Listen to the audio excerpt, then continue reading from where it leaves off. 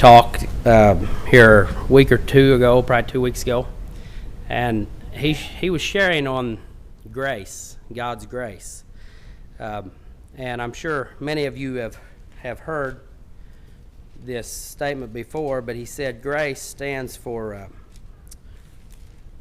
G-R-A-C-E, God's riches at Christ's expense.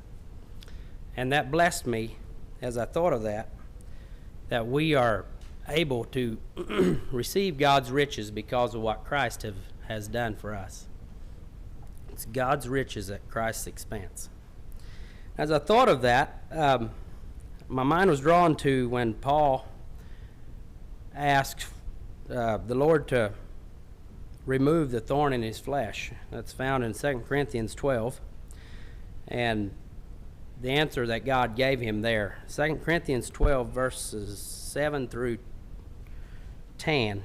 Actually, I'm going to break in there about in the middle of verse 7. I'll just read those verses this time. It says, "There was given to me a thorn in the flesh, the messenger of Satan to buffet me, lest I should be exalted above measure. For this thing I besought the Lord thrice, that it might depart from me. And he said unto me, My grace is sufficient for thee, for my strength is made perfect in weakness." And Paul goes on to say he received this gladly. He goes on and says there that most gladly, therefore, I rather glory in my infirmities, that the power of Christ may rest upon me.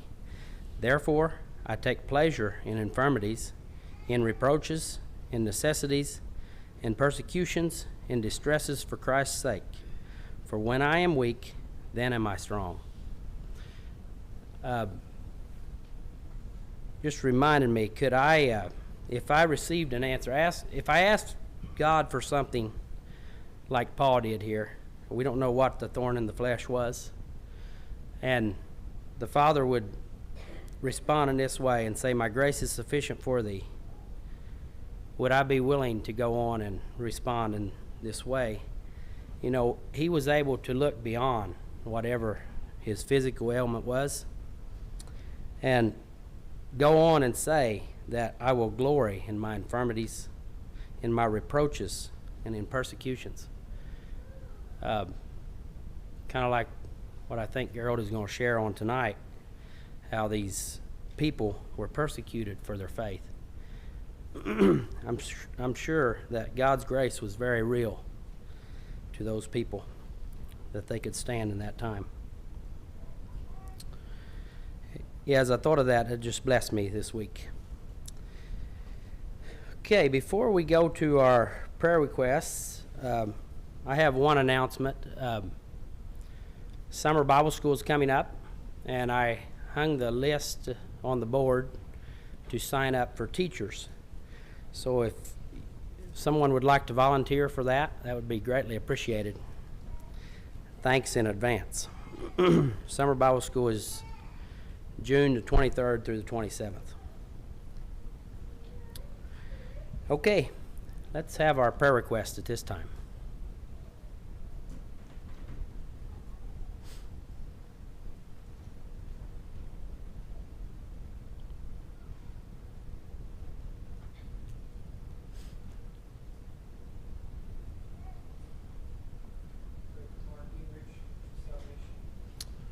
Okay, remember Mark Gingrich, his salvation.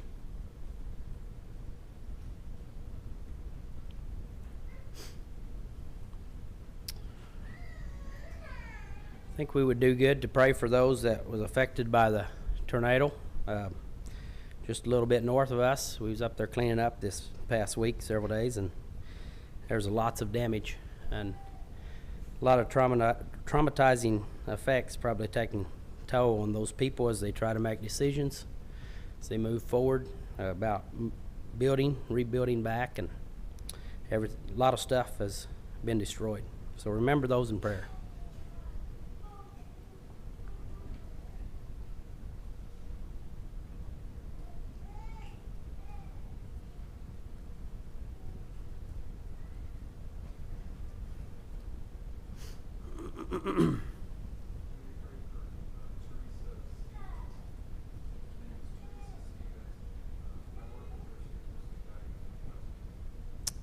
Okay, let's remember Teresa Stevens and her sickness.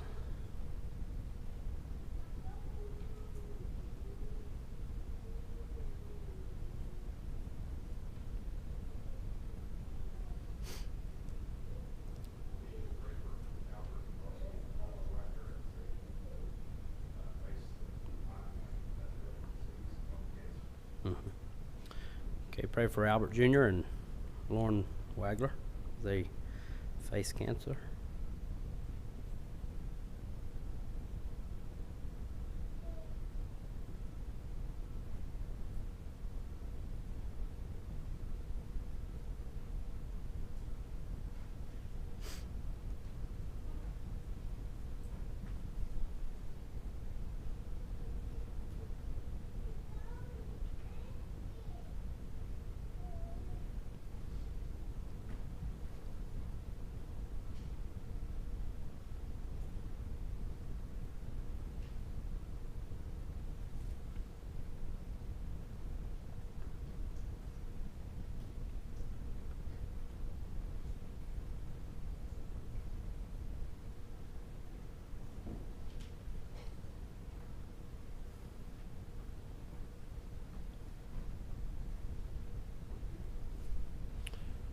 Are there any others?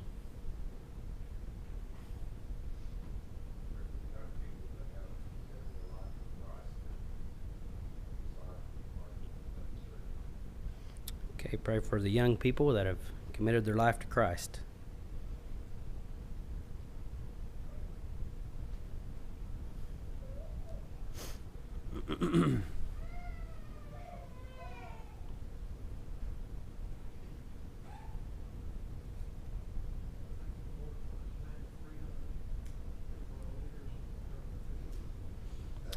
Okay, let's remember our government leaders and thank the Lord for this land of freedom.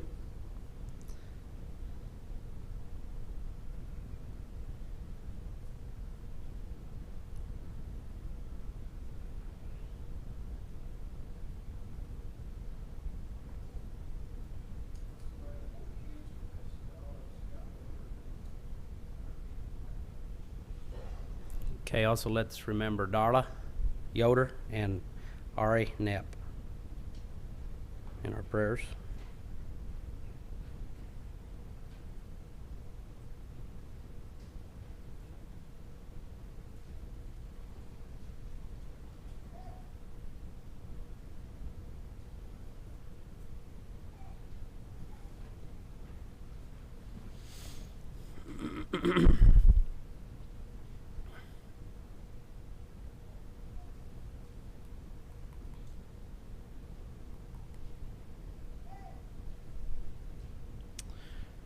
Okay, if there are no others, maybe we could have prayer at this time. Let's take some volunteers if we can, maybe one on each side of the house.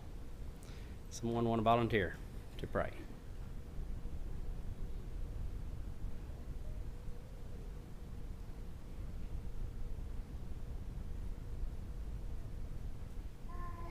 Okay, Anthony? Robert? Thank you. We'll bow for prayer at this time.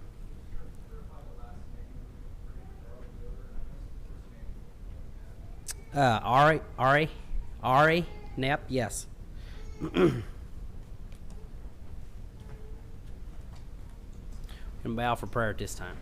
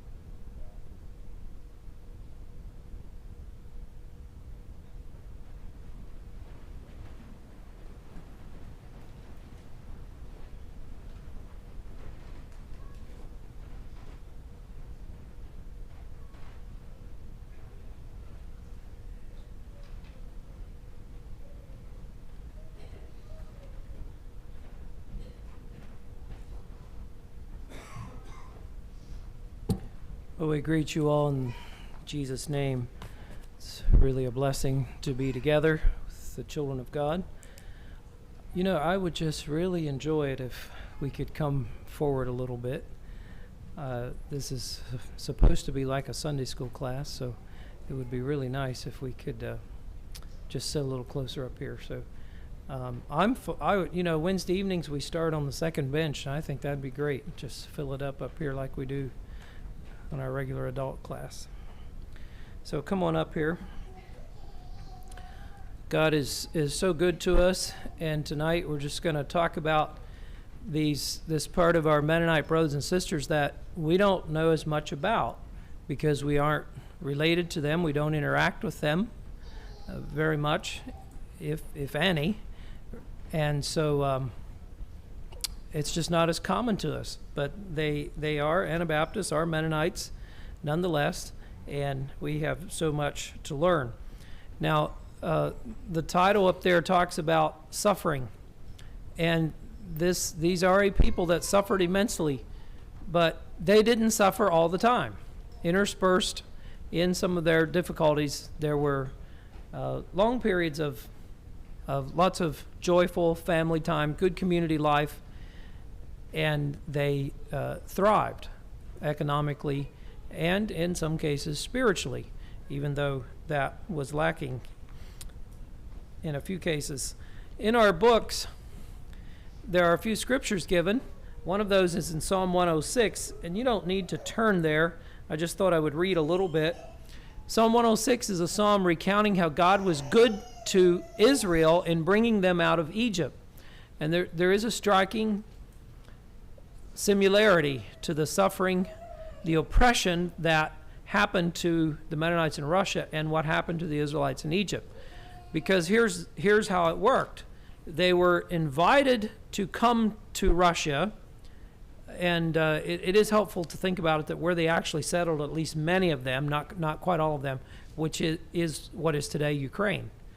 So think of what all is going on in Ukraine. It's where the Mennonites lived.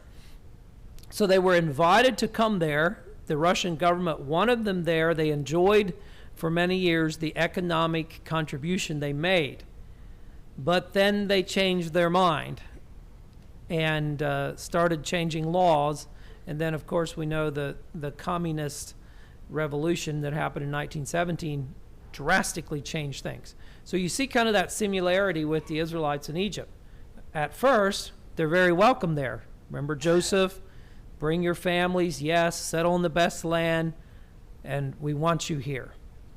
But then as time goes on, something changed in that attitude. So when in Psalm 106, there's just all of this about the plagues and all of that, and then I'm just going to break in, and it says, he brought them forth also with silver and gold, talking about coming out of Egypt. There was not one feeble person among their tribes. Egypt was glad when they departed, for the fear of them fell upon them. He spread a cloud for a covering and fire to give light in the night. The people asked, and he brought quails and satisfied them with the bread of heaven. He opened the rock, and the water gushed out.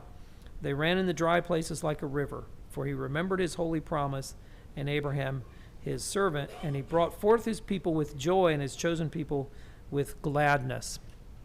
So God is good. He always he cares for his people, and even in the midst of suffering, it doesn't mean he stops all suffering, but he is always there, and he's with them.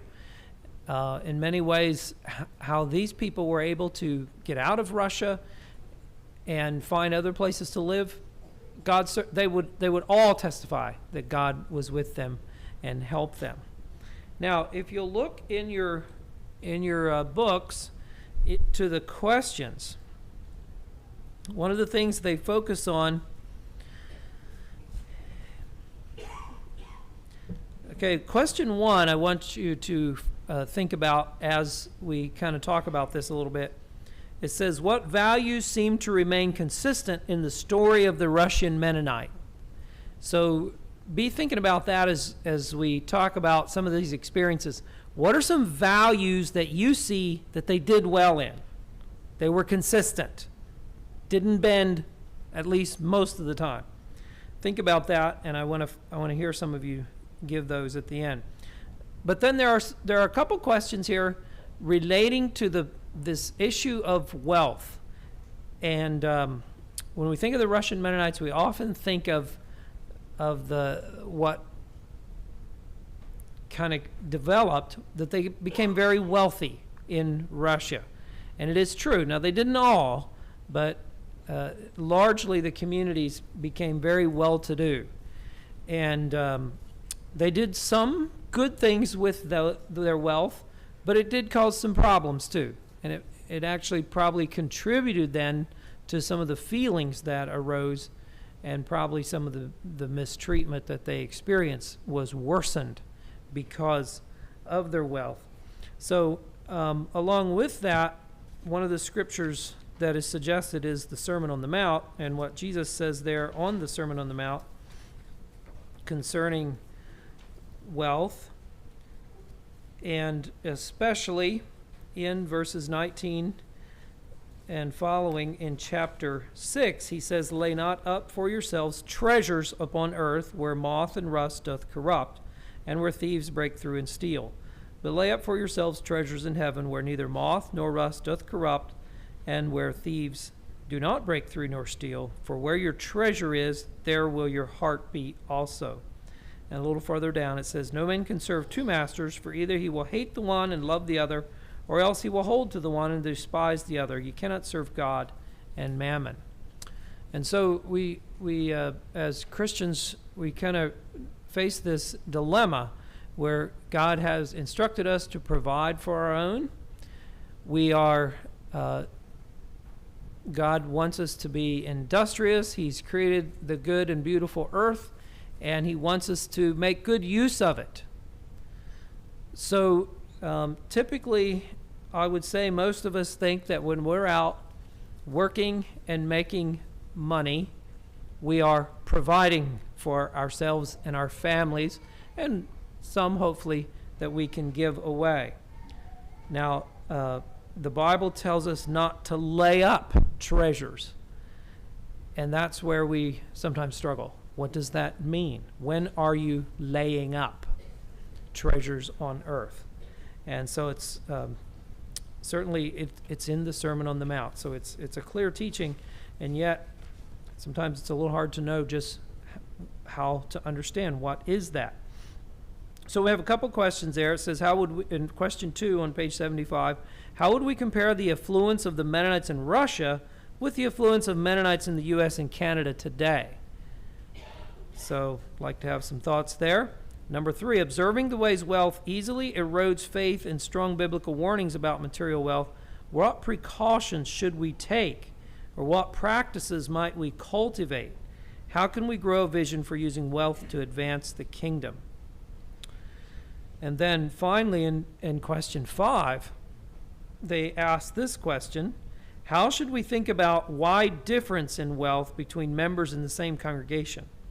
What dangers does this present, and how can we avoid them? And you're going to see as we talk about this, and hopefully you read that there was a disparity. There was a difference between some that were very wealthy, others that were much less so, and that created problems. They were in the same villages, same church group, and that caused trouble.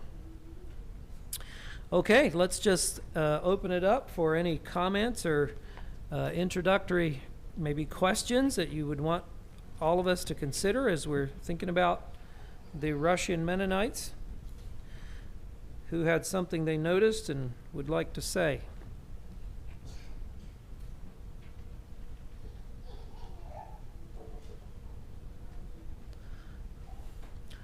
So what you see up there on the screen is a wheat field from Ukraine. It looks very much like some very productive land in the United States.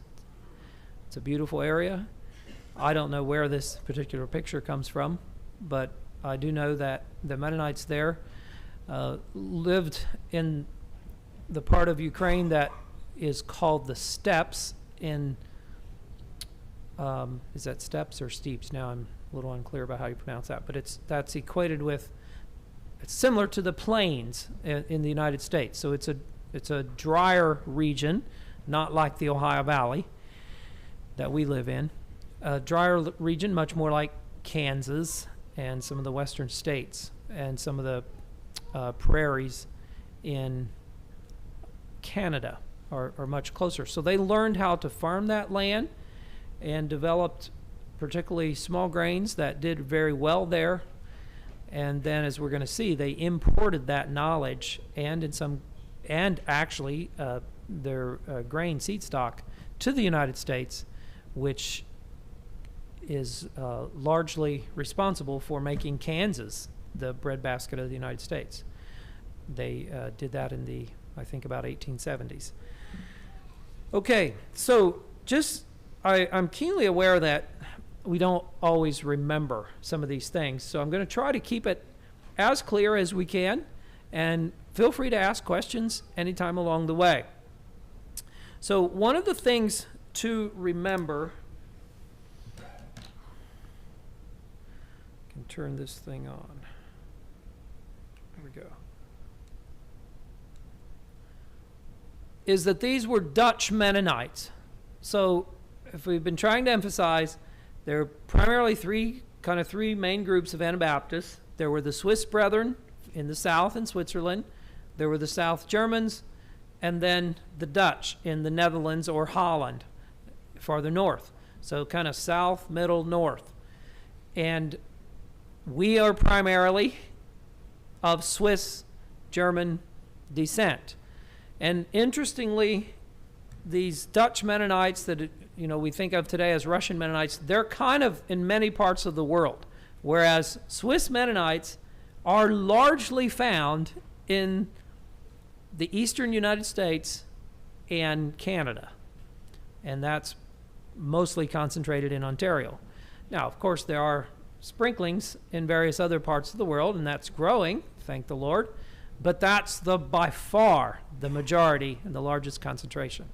Whereas these Dutch Mennonites are much more far-flung, and that's simply because when they were persecuted and faced such severe hardship in Russia, they had to find a place to go. So they were literally looking for a country that would take them. And so now they're in many parts of mostly the Western Hemisphere, though. That is North America and South America. But there is a good number in the country of Germany today. But these are Dutch Mennonites, so they come from the area of Holland and Belgium.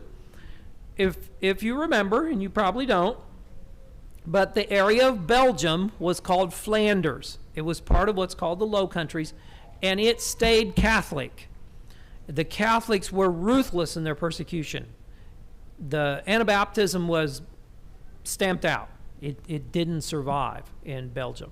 And so those people, as well as some from Holland, fled to, and we can call it Prussia, but today we know the country as Poland. So I think maybe just to keep it simple, think of it that they fled to Poland. And they lived in Poland along the, I think it's called the Vistula River, that was very low and swampy.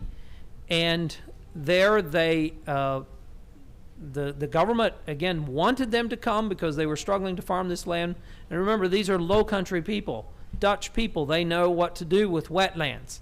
And so they were able to drain this swampy area and were very successful and thrived there. While they lived in this area, so there they fled from the Netherlands, and probably more accurately from many of them from Belgium. And I'm just going to step off the side so I can see my screen. I should have my computer up here where I can see it. So while they're living in this part of Poland, they acquired the language that today is still known as Plattdeutsch. It's a mixture of Dutch, which is the language of the people of the Netherlands and Belgium, and the Low German dialect of that area. Now remember, that part of Europe lays backwards from the United States. So the northern part is the low area.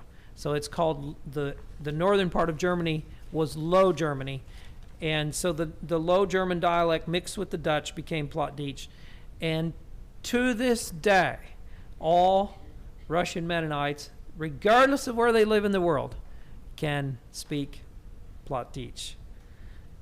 They typically use High German in their preaching and worship, but Plattdeutsch is their everyday language. So as time went on, it was all going good there in the area of Poland, which was then Prussia, until Napoleon from France came on the scene. School children, you heard of Napoleon Bonaparte. And so when the Napoleonic Wars became a big deal, there was a lot of pressure for these people to become a part of the military. And some of them compromised and joined. Others stood firm. They were also running out of land, and the young men didn't have any place to farm. So they were looking for something else to do.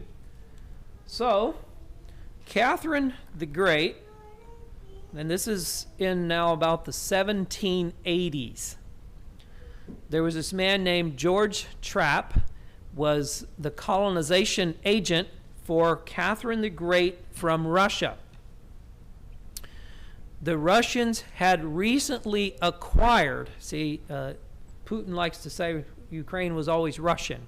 Well, he's partly right and partly not right. So in the kind of in this time frame, they stole it from the Turks, the Ottoman Turks. So there was war and battle, and they were victorious.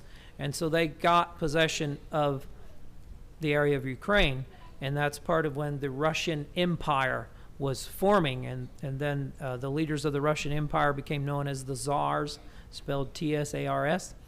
Well, Catherine the Great was the queen. She was the leader, and she was very interested in settling this new land. See, if you acquire new land, you got to get people on it, get it cultivated, and get it, cities growing so that you can stabilize it and keep it intact. And so she was very eager to see this happen.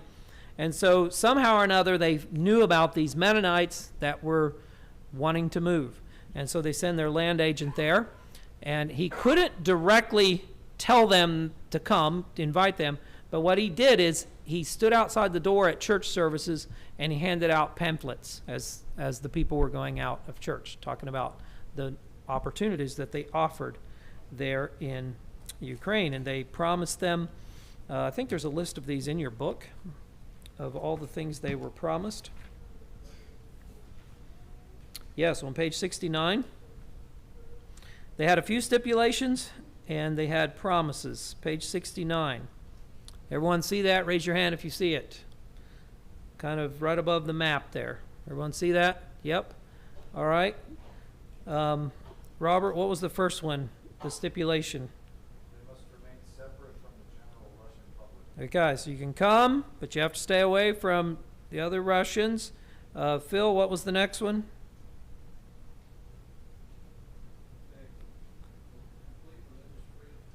Okay. Weston, what was the next one? Do you have a book? No book. Oh, that's bad. Okay. Ray, do you have a book? What's the third one there? Okay. And Travis, what's the next one? And turn the page. Now we have another stipulation. Fred, can you give us that one?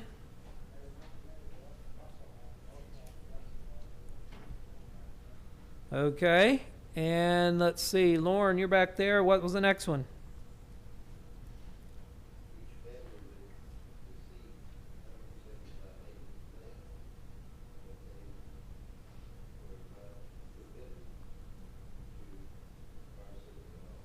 Okay, and the last one, who's Marie, do you have a book?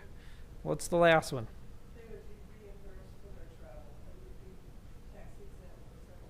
All right, so all in all, pretty good deal, wouldn't you say? And so because they were careful Mennonites, they sent 2 men to check this out. They came back and says, yes, it's a go. And so many families were eager to go check it out. So in 1788, 220 families moved, and they formed these first settlements. Now, the people who moved were mostly the ones who were struggling to have land there in Poland. And so they were the poorer ones. Now, they chose their ministers from the more high class and wealthier. And so the poor and landless are the ones that moved to Russia first. So they didn't have any ministers. Okay, so it tells us a little bit about, in some ways, had already been some decline in their spirituality. And they had developed into, there was kind of this status thing. All right, when they got to Russia, they had disappointments.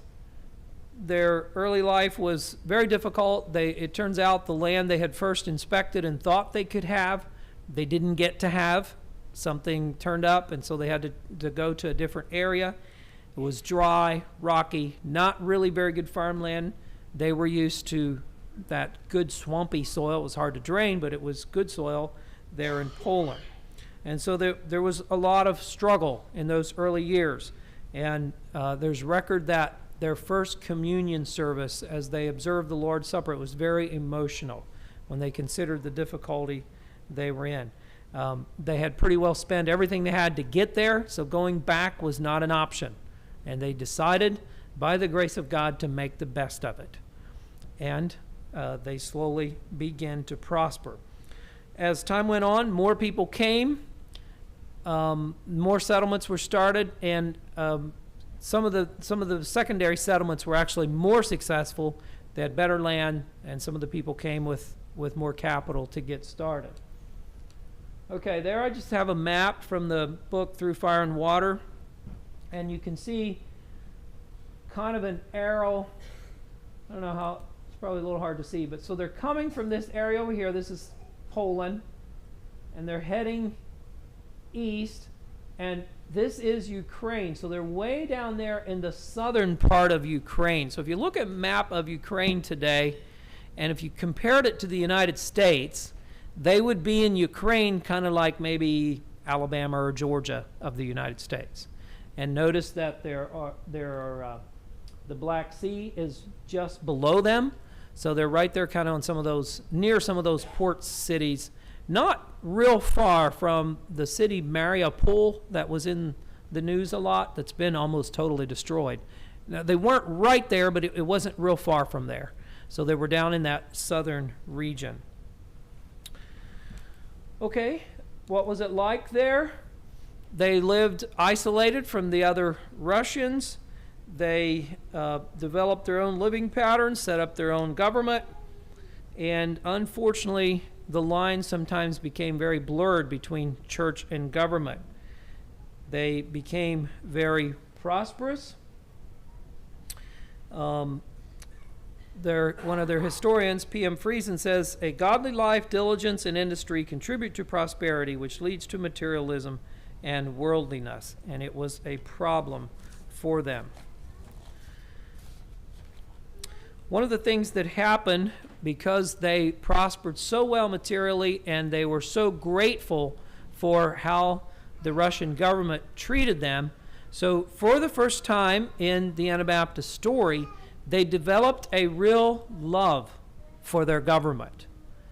They loved the Russian government. They contributed financially to the war efforts of the government, and they wrote literature, sang songs praising the Russian government. Genuinely loved the Russians. Even though they themselves stayed separate from the rest of Russia, many of them never learned to speak Russian. They just knew Plattdeutsch and German, and that caused them some problems as well. All right, another thing that happened, because they were wealthy, because they had their own government and they operated so efficiently, and all around them you had the Russian peasants who were comparatively poorer. Certainly not as good of managers, not as good at just they were just living the life out there in peasant poverty, where these Germans, these Dutch Mennonites were thriving and were much wealthier in comparison. And so they developed a sense of superiority. They saw themselves as superior and looked down on others. They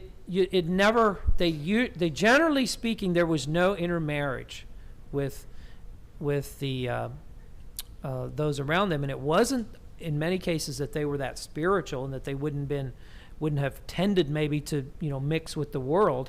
It wasn't that. It was because they saw themselves as superior as a people to the Russian peasants. Now, as you think about the whole concept of Gelassenheit and the whole concept of humility, and in German it's Demut, and cross-bearing and thinking of ourselves as nothing before Jesus and needing our brother, some of that had slipped away and they were seeing themselves as something superior. All right. They had social, cultural, and religious life all blended into one. You couldn't marry or hold a public office unless you were a baptized member of the church.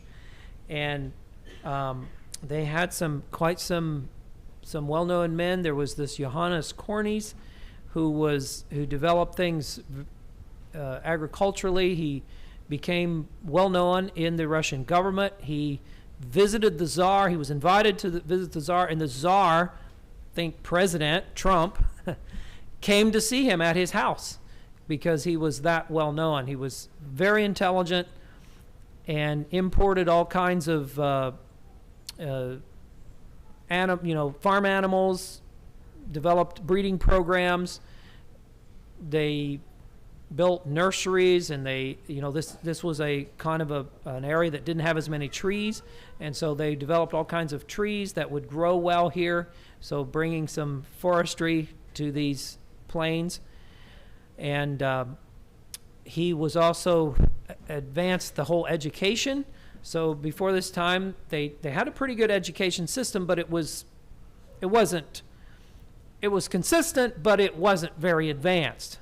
It was just basic education. So he was changing that. He found, the best education methods from Europe, imported that. So they developed really good schools, and the Mennonite people became the model of advancement for the country of Russia. All right. Now, there were some spiritual revivals that happened, and the first of those was Klaus Reimer in 1814. And there was just concern about that non-resistance wasn't being taken seriously. Remember, they were contributing to war effort. There was concern about morality. Drinking had become a problem. At weddings, there was a lot of drunkenness. They felt like the funerals were not proper. There was a lot of pride in praising the person who had died, even though maybe that person hadn't lived a very godly life. And so there was this desire to have something more spiritual, and they pulled out of the big church, and they became known as the Kleine Gemeinde, or the little church. And they didn't always maybe think of the other church in the best ways, and the big church didn't always treat them very well. So there was tension between the two groups. So also, they were influenced by Pietism. Pietism, if you remember, was a movement in Germany. The Lutheran Church, there was this Pietism that developed of just an emphasis on a closer relationship with the Lord. And it's out of that movement that we have the German Baptists, Alexander Mack and the German Baptists. And Pietism has had a lot of effect on Swiss Mennonites as well, and Amish. And it made its way to Russia. And so out of that, there was this Edward Wust who started preaching. And they were kind of forerunners of what we later know as revivalism. They were basically revival preachers, so preaching that People need to come to the Lord and have a personal relationship with God. And out of that developed the Mennonite Brethren Church, which is still going to this day, much more spiritual group than the original group was. Now, fortunately, as the years went by, the Mennonite Brethren Church and that spiritual awakening affected the rest. And there was a good spiritual awakening even in the larger group. Okay. One of the things that happened when in their time of wealthy and having large businesses and farms and so on was that they would hire the Russian peasants to work for them and generally treated them well, but remember, they saw them as a little below them. And so in some cases, there was maybe not the best treatment. And as we're going to see in a little bit, that came back to bite them. Okay. Mennonite Brethren there. Okay, now we're going to kind of move into when things started to change. And this brings us up to kind of about the 1870s. So really not that long ago, 150 years ago, is that what that would be? So just as we're moving up to the 1900s, so 1870s, you know, that's about when Daviess County Amish community started, a little before that maybe. Civil War has just passed here in the United States, and we're moving up toward the early 1900s. So things had gone very well for now 100 years. But the wind was changing, and they started to feel it. And the first thing is the old problem, military. Once again, the pressure's coming that we just really can't go on this way. Your men are going to have to serve in the military. And so this brought a lot of concern, and they send delegations to St. Petersburg and tried to, is there something we can work out? And a good number of them became alarmed and decided we need to find another place to live. And so you had like 18,000 of them moved to Canada. So that's the first migration of Russian Mennonites moving to Canada. Now, when the Russian government discovered that thousands of their best farmers were getting ready to move, they kind of moderated things a little bit, and they kind of calmed it down, and so the majority stayed. And I had the good fortune of being over at Berea a number of years ago to hear Peter Dick speak. He wrote the book Up from the Rubble, and I'll talk about him in just a few minutes. But he said his father was one of those delegates that went to meet with the government. And he said he remembers that his father said, I think we're going to have to move, but not just yet. And so that was that 1870 issue that started to come up. Well, as the years... Okay, so here were some of the problems that was going on. So I don't always know what I'll have up there. So there was the problem of they were running out of land in Russia. There was this lopsidedness in their wealth. You had the land and the landless. And, remember earlier, I think, was it you, Lauren, that read how they were given a certain amount of land, but they couldn't divide it. And so what that amounted to was, if they had a large family, only one son could inherit the land. They had to keep it in one plot. I have no idea why, but that was the original rule. You couldn't just split it up in little pieces. So you had all these other sons that had to find something else to do. And they did eventually develop industry, weaving and equipment manufacturing and so on. But at least initially, this caused real problems. And so you had kind of the wealthy landowners, and then you had, just basically not just, living by a daily wage, non-landowners. And so this caused big problems in community life. And then there was just other upheaval in the churches, and then, of course, the government was removing non-resistant privileges, as we talked about. Okay. So as we're moving toward the turn of the century, the whole peasant revolt thing is building up in Russia. Now, the Bolshevik revolution didn't happen until 1917, but prior to that, this tension is building. It didn't, as always in a political scenario, it doesn't happen overnight, and it didn't in Russia. And so there was the poor peasants were starting to get put pressure, and there was just this angry tension underneath because of the privileged and they and their poverty.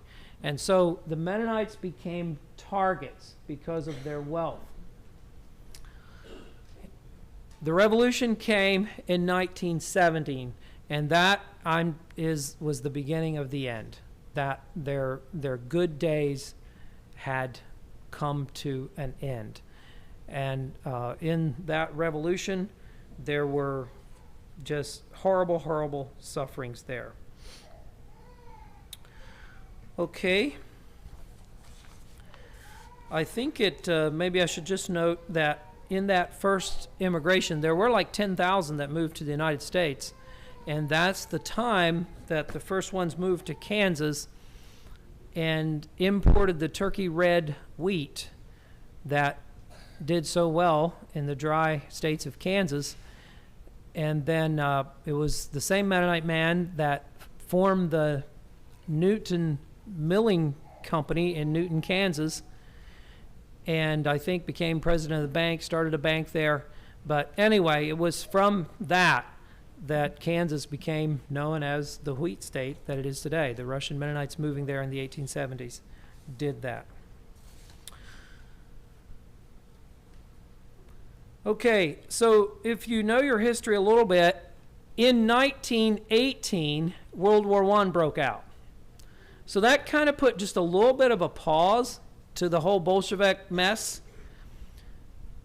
And in World War I, for a little brief period, the Germans took Ukraine. And the Russian Mennonites were all excited that it looked like their good days were back. The Germans were going to be in control. But that, unfortunately, didn't last very long. They were soon driven out. And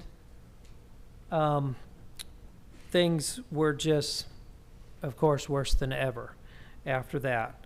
So there was what became known as the White Army and the Red Army.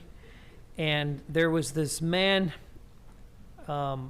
Nestor Mako, was a peasant. He was basically an outlaw. He had been in prison, but after the revolution, he was let out of prison, and he organized an army, I think of something like 100,000 peasant fighters, and he was just a brilliant guerrilla fighter. And he would descend on wealthy villages. They would pillage the place, kill people, rape people, burn buildings down, do this in the dead of night, show up, do their awful thing, disappear in the night again. And he did this over and over, seemed to especially target the Mennonite villages. And it is thought, even though I think it's not been proven for sure, but it is thought that in his young years he worked for a Mennonite farmer who perhaps didn't treat him very nicely. And so he was getting revenge. Things were so horrible, they were just entire villages were wiped out, everyone killed.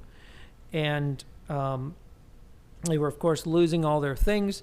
And so, unfortunately, some of the young men decided to organize a defense force. And the Germans that had been there left them weapons and trained them in the short time they had. And they organized their own defense force, and for at least a time had some limited success in defending themselves. But in the end, it didn't go well for them, and it really angered the Russians, because they said, when we needed you in the military, you said you had conviction against it, but when it came time to protect your own wealth, then you were quite willing to take up arms. And so it was a kind of a dark blot on their story, but I think it points that out in this book. Remember the horrible, horrendous pressure they were under, and so helps us maybe be just a little more merciful. It's also during this time that MCC got involved to take relief, and that's the time when Clayton Crotts, how many of you remember Clayton Crotts? Everyone that took literature in high school should. Any of you remember the Clayton Crotts story? It's told there in one of the literature books, very, very detailed.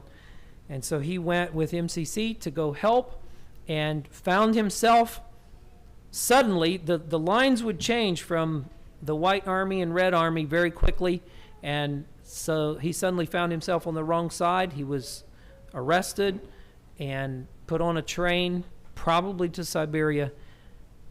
Never was heard of again. Just an ordinary Mennonite young man from, I think, Pennsylvania, who was trying to decide, should he teach school?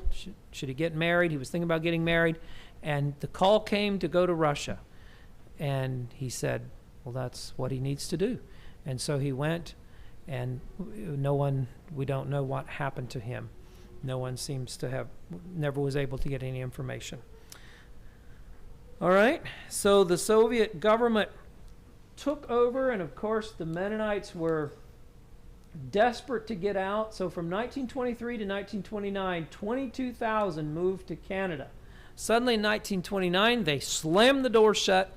Nobody could get out. Very desperate. One night, a group of 217 fled across the frozen river and slipped into China, a daring escape, and they made it, every one of them, and then eventually got to the United States and Canada. So Stalin came into power, and historians, when you think of it, probably no more despotic ruler has ever ruled on the face of the earth. So he did his great purges, and millions died. And so the Mennonites were, considered to be upper class, and they were especially targeted. So many of their, particularly the men, were herded up and sent off to prisons and to Siberia, never heard of again. And there's just a good story that illustrates how this worked.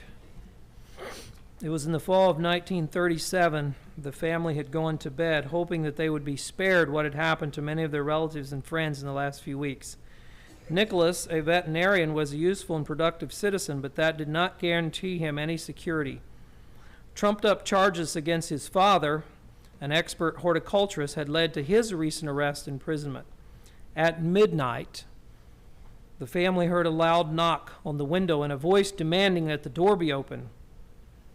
Anna turned to her husband and murmured, "Now they've come to get you." She dressed and began to sob quietly. Nicholas got up, lit a lamp, dressed, and opened the door. 2 secret policemen entered and ordered Nicholas to get ready to go with them. They searched drawers for documents and valuables, including possible mail from relatives in North America. It was a crime to have connections with a foreign country. When they finished, they took Nicholas by his arms and led him to the door. Nicholas turned to say goodbye to his wife Anna and their children. At the bed of his 6-year-old son, he whispered, "My dear boy, perhaps I'll never see you again. Be good to Mother." Anna was weeping uncontrollably. One of the policemen said, "Don't cry, your husband will soon be back." Angry at the mockery, Anna snapped, "Don't give me that. I know how he'll return. He'll never come back." Soon after the outside door closed, Anna and her children heard a car drive away. The children never saw their father again. During the first few weeks, Anna visited her husband in the local prison, taking him food and clothing. One day, Nicholas returned his shoes, telling Anna that he did not need them anymore. When Anna examined them at the home, she found the inside soaked with blood.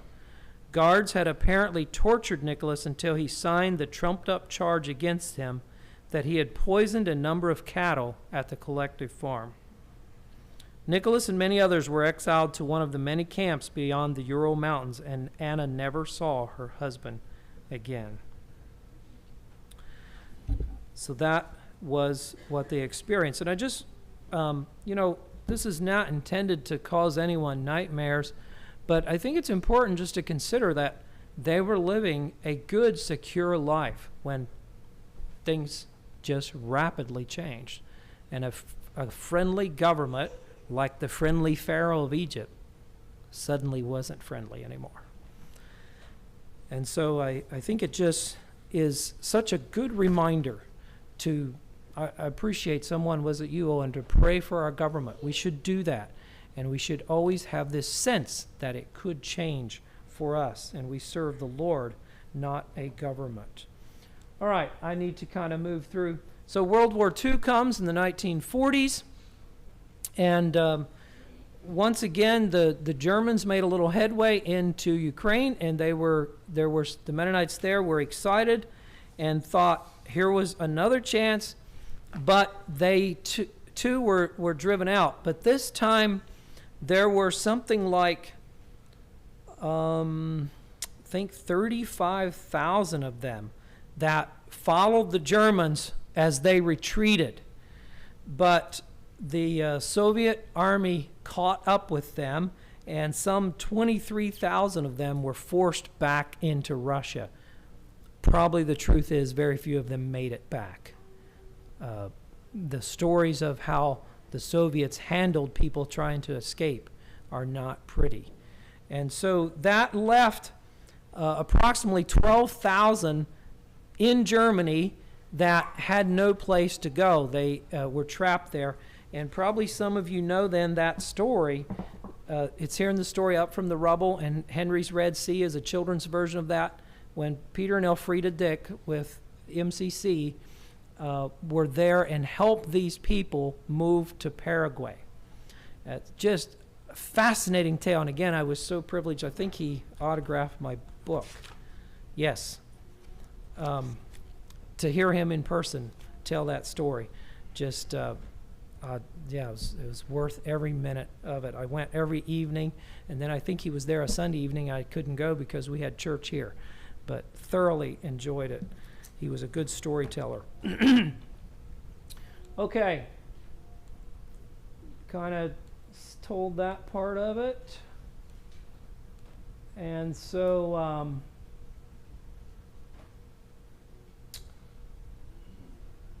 all right. So then in Canada then, there was, they kind of formed their own schools and were promised that. But then the Canadian government started putting pressure on that they're going to have to go to high school and come to the schools.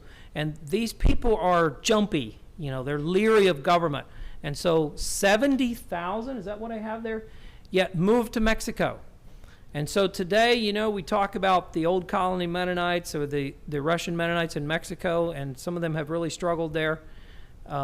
That's the move from Canada down to Mexico.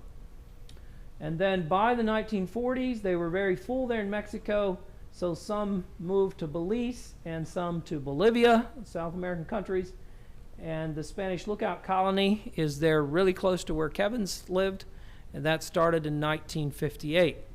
And they are very, very prosperous there as well. So they're kind of recreating the little Russia experience again in those countries. Another interesting thing is that in that 1780 migration, remember when some of them moved to Kansas, turkey red wheat, that was kind of that first migration. That's also kind of the time frame when this man John Holderman from Wayne County, Ohio, became convinced that the Mennonite church had badly lost its way and there was desperate need for revival. So he kind of started his own little group and didn't make much headway. But when he went to Kansas, he had a very fruitful ministry with these recently immigrated Russian Mennonites, mostly kleine Gemeinde people. So the people that had already kind of become the little church people. And so lots of them joined this new movement, and that is today what we know as the Holderman Mennonites, or the Church of God in Christ Mennonites. And so that's why Holderman Mennonites, even though they were started by a Swiss Mennonite man, have mostly Russian Mennonite names because of that large influx at that time.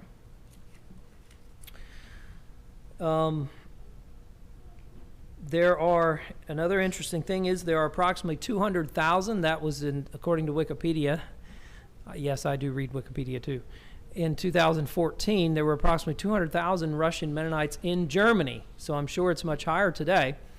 And you can find, I know the Faith Builders Chorus visited some of those people and sang in some of their churches, and there are, some of them have YouTube channels, they're in German, that you can find. The ladies, these are young ladies that are singing, they're wearing skirts, dresses, and they're wearing a head covering. It's kind of a scarf that's typical of the more Eastern Europeans. Men are dressed very neatly. And from what I understand, it's kind of the best thing going in Christianity in Germany today. Like they're kind of, Europe is post-Christian. There's very little Christianity left in Europe, but there's kind of this very alive, thriving evangelical movement that is, at least in a large part, made up of these Russian Mennonite people. Not very Mennonite anymore, maybe, but still very alive spiritually. So that's kind of a bright spot coming from that as well. All right, I don't know if we're out of time. I'd said I wanted to look at some of the questions. I am curious. On question 1, what values seem to remain consistent in the story of the Russian Mennonites? What would you say there? Is there anything you picked up on that seemed to be something that they consistently held to, at least mostly so? Or some things that you say, that just kind of stand out to you about these people? Anyone?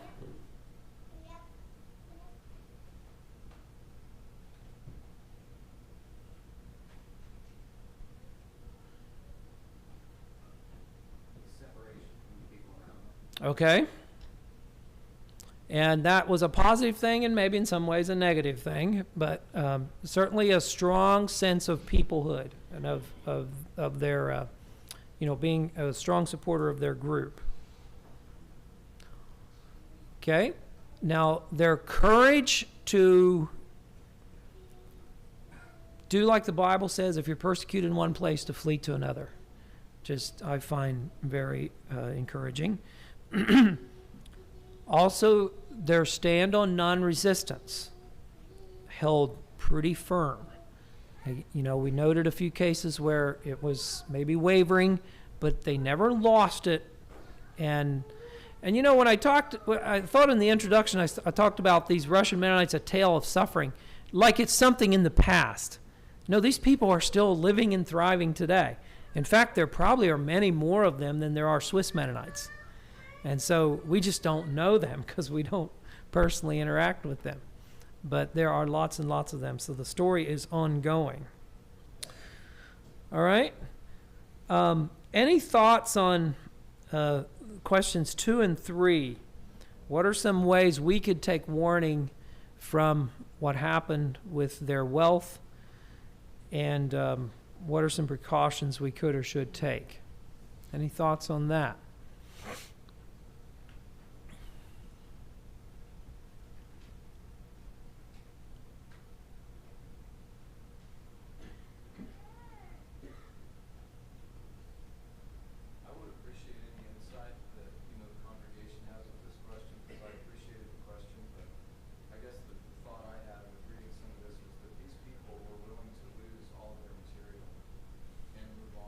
Mm-hmm. If their faith is being threatened. Mm-hmm. So Mm-hmm. compromise Mm-hmm. in a lot of ways. So Mm-hmm. there's a lot of time. There's a lot of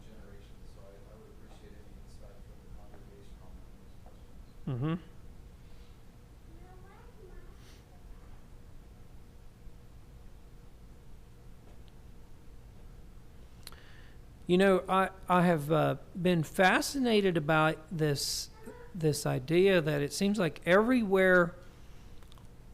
So the Swiss Mennonites and Amish that were persecuted in Switzerland were allowed to move up to the Palatinate area, or north to the Palatinate area of Germany, to these people that had lost, their farms had been razed in the 30 Years' War.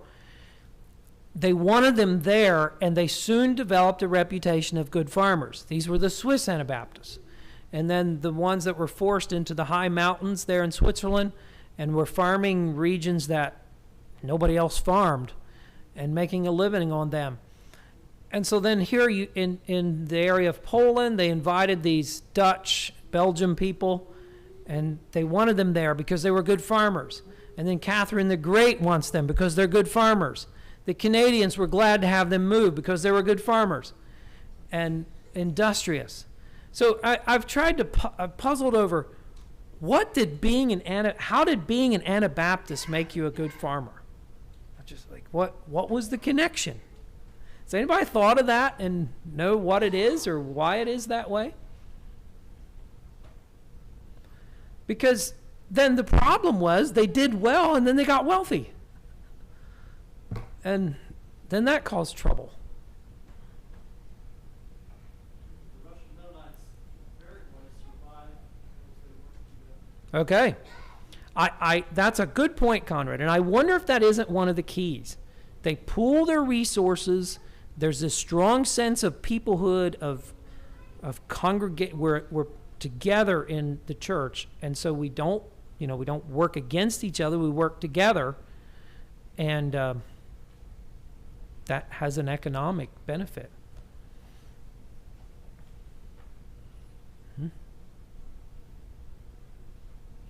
And it's taking the Bible literally to be industrious, that your life is meant to be useful. You aren't just supposed to sit around and be a sluggard. And, and I think, really if a person who's serving the Lord with all their heart, you feel like doing something worthwhile. You don't want to just do nothing. You don't, if those who don't work and who spend their money in drinking and gambling and so on, there's immoral relationships, chasing women, if you please, that all takes away wealth. Whereas people who are living clean lives, strong families, keeping good jobs, it just kind of makes things work better economically then. But it can then become a snare if that becomes all that we strive after. All right, well, the least we can do is keep talking about it and holding it before us. All right, anything else before we close?